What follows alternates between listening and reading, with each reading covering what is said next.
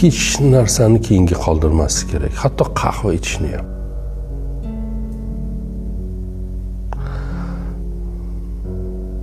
Xayol surishni, derazadan qarashni, qo'shniga salom berishni, farzandni erkalashni, biriga yaxshi gap gapirishni, o'zingiz uchun maza qilib bir choy damlashni, bir varaq kitob o'qishni, 10 yildan beri ajratmayotganingiz vaqtni ajratishni. Ya'ni keyinga qoldirish kerak emas.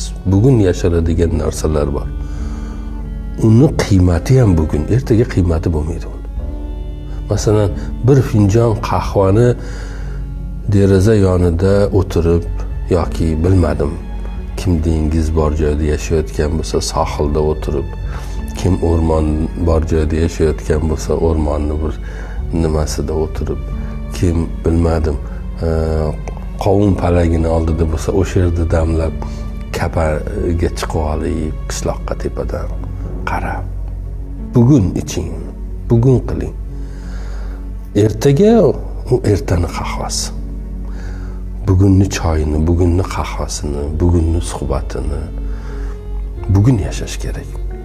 Hayotni ko'p ham murakkablashtirish kerak emas. Murakkab bo'lsa nima-yu, murakkab bo'lmasa nima?